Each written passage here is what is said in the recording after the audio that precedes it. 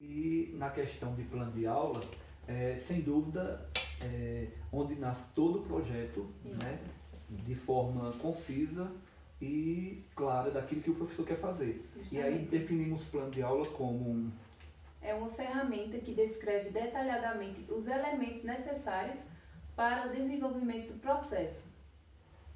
E dentro desse processo, o professor ele vai entender o que é esse plano de aula, ele é norteador das suas atividades. Isso. O que é esse norteador das atividades? Né? Aquilo que eu quero, aquilo que eu vou fazer. E ele vai fazer, tomar para si os recursos didáticos, aquilo que tudo ele tem, Ele vai utilizar para investir nessas atividades, com o objetivo da distribuição dos programas, né, e dentro de um tempo cronológico. Quer dizer, só vem a acrescentar aquilo que nós falamos antes na questão do projeto. Uhum. Né? Então, entendendo o plano de aula, que dessa forma agora não é só pensado, não é só imaginado, mas agora é pautado nas regras científicas, né? De aí vem normas BNT, vem a questão do objetivo que eu quero alcançar, né? E a gente caminha entendendo o que é esse plano de aula. Né? E para fazer o plano de aula, né, o projeto, observações e etc., a gente tem que ter o quê? O pensar. E esse pensar ele tem que ser voltado à aprendizagem. Isso. Né? E como entender o que é o pensar? Pensar significa abandonar antigos referenciais aprendidos, como duvidar, questionar e perguntar. Tendo como objetivo do saber é a tomada de consciência que buscamos e acreditamos e sonhamos fazer. Então, vê, quando eu digo que o aluno tem esse direito de pensar, ou a gente faz com que o aluno pense, né, ele não vai pensar do nada, do vazio. Né, ele vai duvidar. Então, quando eu duvido, eu instigo o aluno a tirar suas dúvidas. E, por que isso? Né? Por que tal cor? E aí ele vai fazer um tipo de comparativo, né? Que a gente vai ver um pouquinho mais adiante. Então, o pensar é questionador e, ao mesmo tempo, reinicia ou cria-se uma nova pergunta. O objetivo, né, quando ele toma consciência, né, de que ele tem esse direito de pensar. Ele é um ser pensante, né? Já dizia os filósofos, né? Penso, logo existo.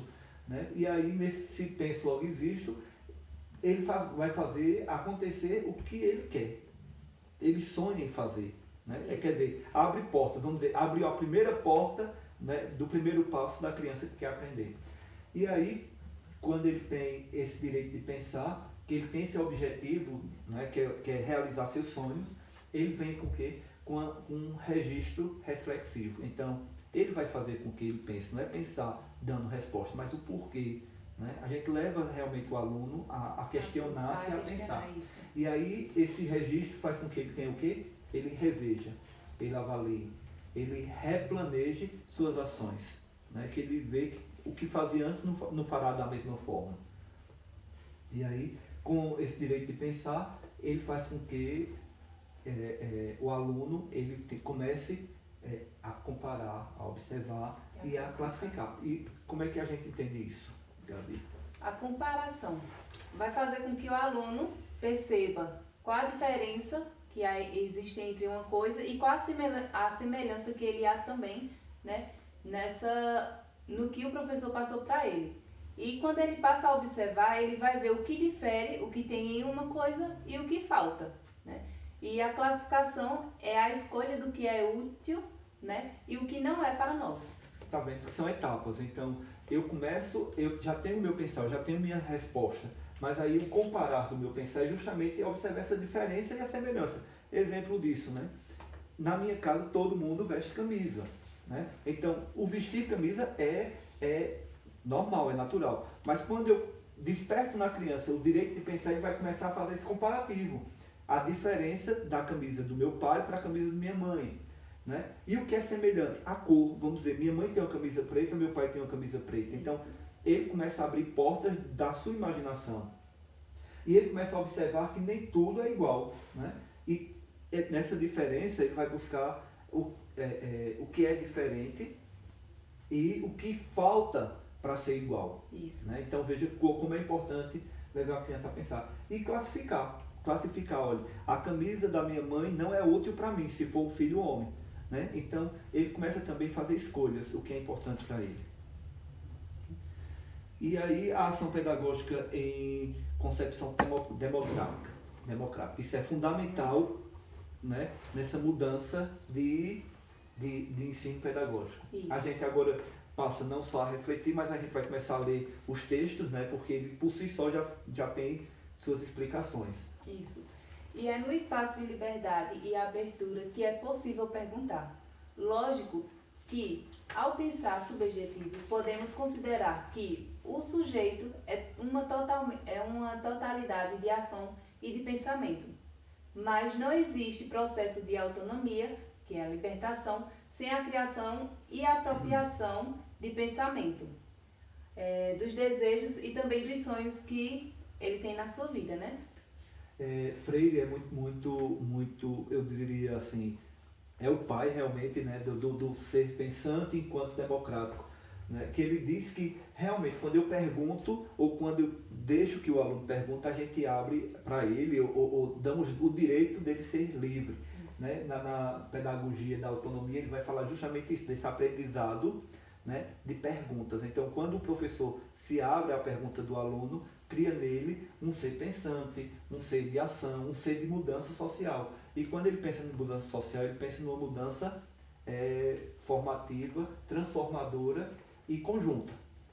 E aí não se pode entender uma pedagogia democrática sem entender que toda aprendizagem implica em mudanças, transformações, e que ensinar significa acompanhar, instrumentalizar as intervenções, reciprocidade, dialógica. É justamente isso. Quando eu pergunto enquanto professor, eu aprendo. E quando eu recebo a resposta, né, ao mesmo tempo eu também me questiono e eu faz com que o professor também pense. Isso. Né? Por isso que no cartaz ele diz, nenhum de nós é tão bom quanto todos nós juntos. Né? Isso é uma concepção democrática, né, social dentro do ensino. E a reflexão e registro. Segundo Freire, o primeiro movimento da construção da aula é a intervenção que fundamenta, instiga e também provoca e impulsiona a aprendizagem. São as intervenções que estruturam o objeto em estudo. O segundo é o encaminhamento, que são as propostas de atividades, as tarefas e os passos a seguir.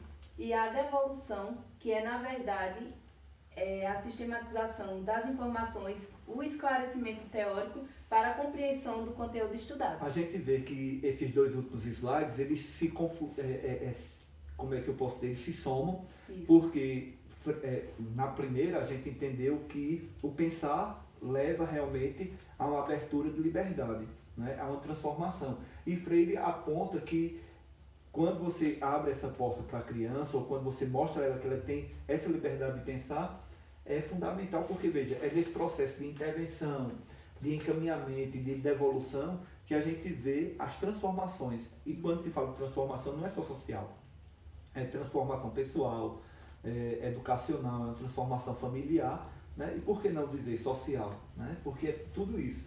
Eu dou, né? Eu intervenho quando eu pergunto, eu recebo e encaminho, porque veja, a criança quando sai da sala de aula, ela vai ser encaminhada a instigar a família. Isso, porque, olha, mãe, eu aprendi isso, eu aprendi aquilo, e a devolução vai ser justamente o quê? Eita, meu filho aprendeu algo diferente hoje na aula. Né? Pois é, Gabi, e aí vem a importância da pesquisa. Né? Não se pode instigar a uma transformação sem levar ao aluno e o professor a pesquisar. E segundo Vasconcelos, ele nos faz pensar, nos faz perguntar, né, como nós futuros pedagogos, a fazer várias perguntas, como: o que eu estou fazendo aqui? Eu acredito no que eu faço? Né? E o aluno, por si só, a gente escuta muito, né?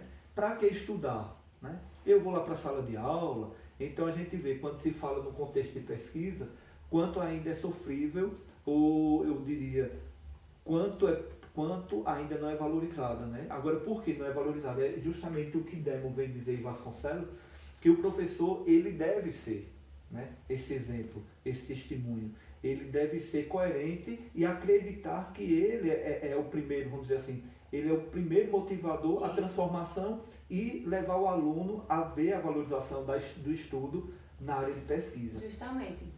E Demo, ele faz aprender